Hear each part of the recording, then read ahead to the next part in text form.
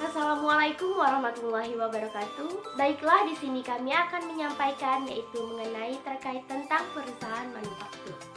Nah, apa sih perusahaan manufaktur itu dan bagaimana cara mudah untuk mengetahui perusahaan manufaktur? Baiklah, pada yang pertama yaitu kita harus mengetahui tentang pengertian perusahaan manufaktur. Apa sih pengertian dari perusahaan manufaktur?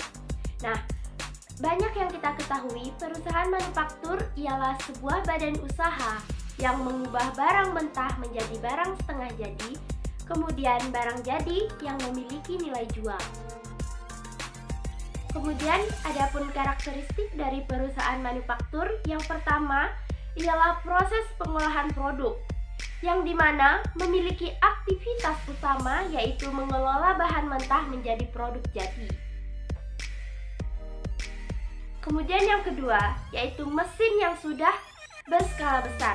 Nah, maksudnya ini, perusahaan memiliki mesin dan peralatan yang besar, karena untuk bisa menghasilkan produk yang berskala besar, tentu saja membutuhkan proses yang cepat serta efisien.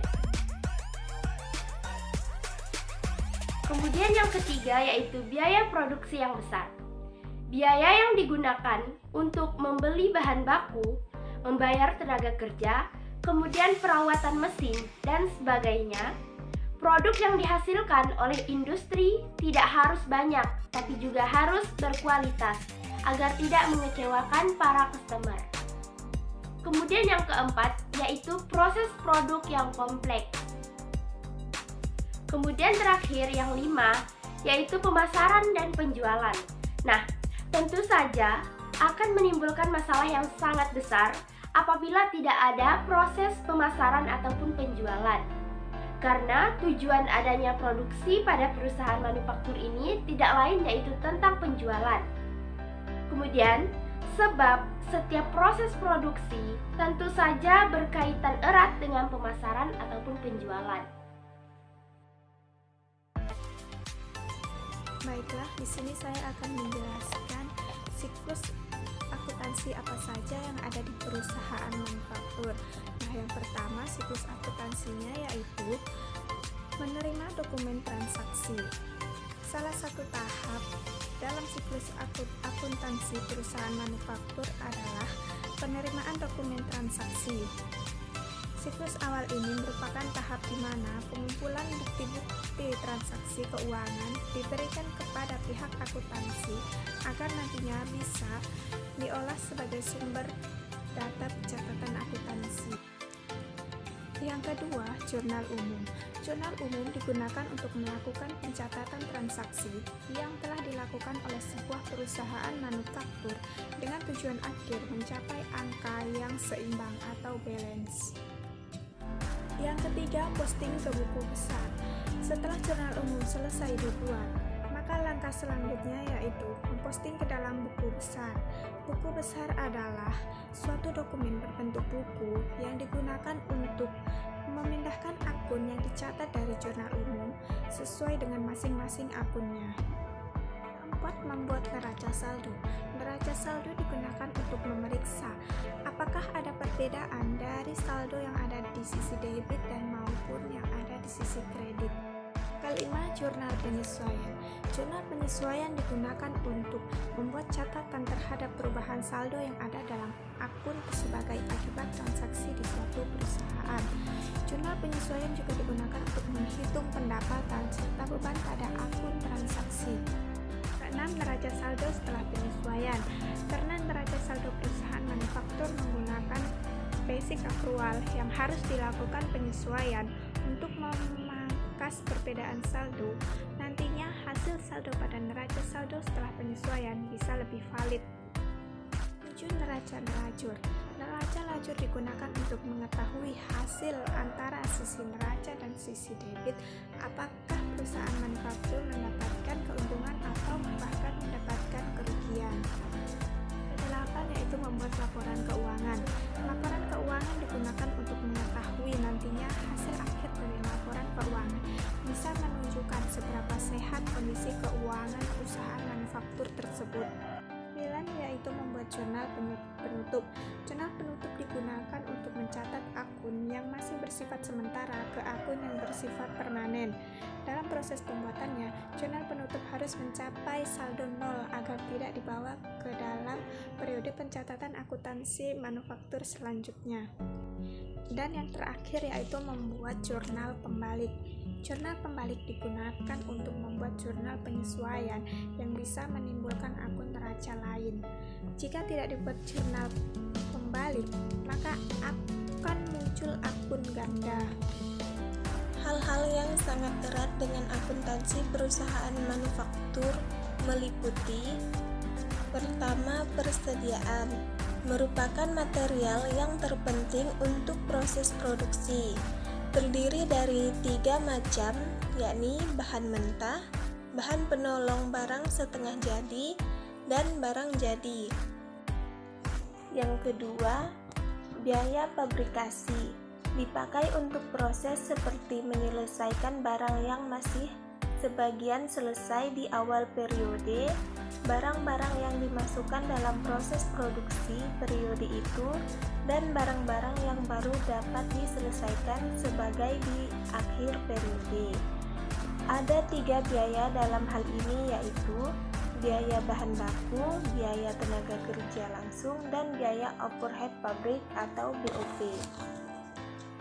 Yang ketiga, biaya produksi, biaya yang dimasukkan selama proses produksi. Yang keempat, harga pokok produksi, COGM atau Cost of Goods Manufacture, biaya yang telah diselesaikan dalam proses produksi. COGM ini dihasilkan dari biaya pabrikasi yang ditambahkan dengan persediaan dalam proses awal dan dikurangi dengan persediaan dalam proses akhir.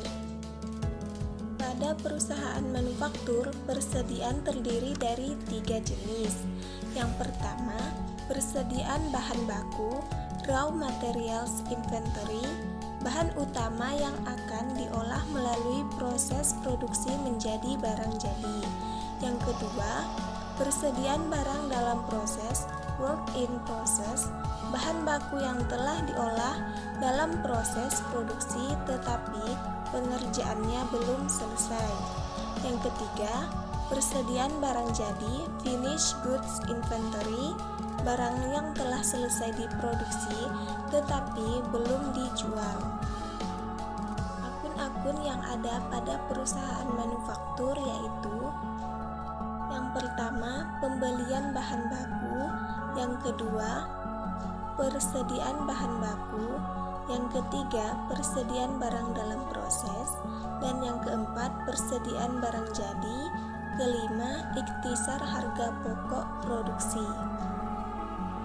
Pembelian bahan baku digunakan untuk mencatat transaksi pembelian bahan baku. Persediaan bahan baku digunakan untuk mencatat bahan baku yang sampai akhir periode tidak diproduksi. Persediaan barang dalam proses digunakan untuk mencatat proses produksi yang kemungkinan tidak selesai sampai akhir periode dan akan dilanjutkan proses produksinya pada periode berikutnya.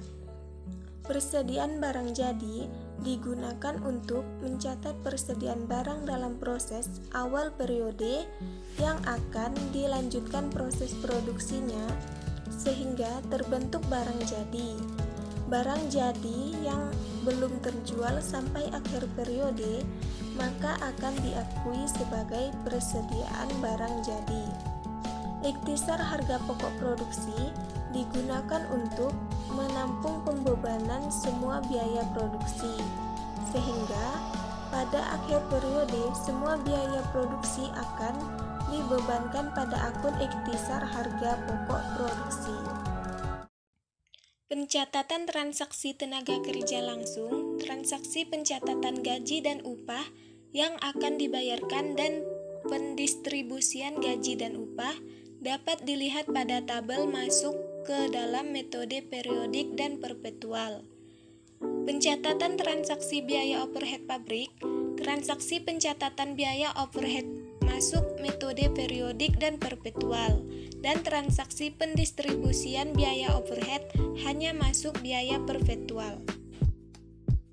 Pencatatan transaksi barang dalam proses dengan transaksi pencatatan persediaan barang dalam proses masuk pada metode perpetual, dengan akun persediaan barang dalam proses di debit, akun barang dalam proses kredit.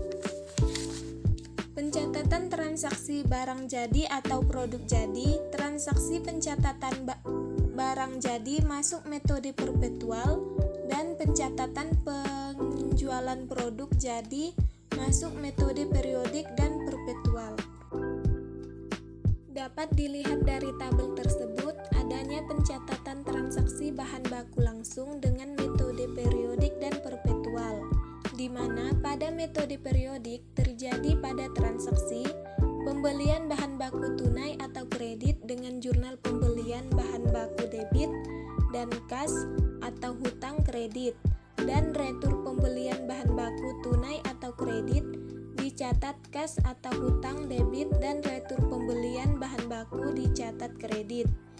Pemakaian bahan baku dan pengembalian bahan yang dikirim tidak masuk metode periodik. Dari 4 transaksi di atas, semuanya masuk metode perpetual. Adapun pencatatan transaksi bahan penolong dapat dilihat pada tabel tersebut.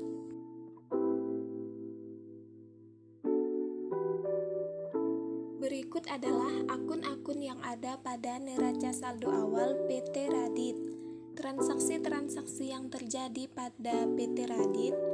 Setelah menganalisis transaksi, maka dibuatlah jurnal umum. Setelah jurnal umum, maka posting buku besar berdasarkan akun-akun yang ada di jurnal umum.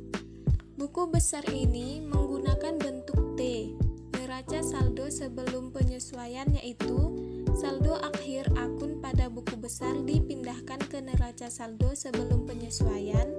Jurnal penyesuaian digunakan untuk menyesuaikan akun yang belum sesuai. Setelah disesuaikan, masukkan pada neraca saldo setelah penyesuaian. Lalu masukkan pada neraca lajur atau kertas kerja dengan kolom nama transaksi diisi akun yang ada pada neraca saldo setelah disesuaikan. Kolom neraca saldo diisi dengan neraca saldo sebelum penyesuaian. Kolom jurnal penyesuaian diisi akun jurnal penyesuaian. Kolom neraca saldo setelah disesuaikan diisi dengan jumlah neraca saldo dengan penyesuaian. Lalu kolom laporan laba rugi dan neraca diisi dengan aset, modal, dan hutang. Setelah mengisi neraca lajur, dilanjutkan dengan membuat laporan keuangan yang terdiri dari laporan laba rugi, laporan laba ditahan, laporan posisi keuangan, laporan arus kas, jurnal penutup, dan jurnal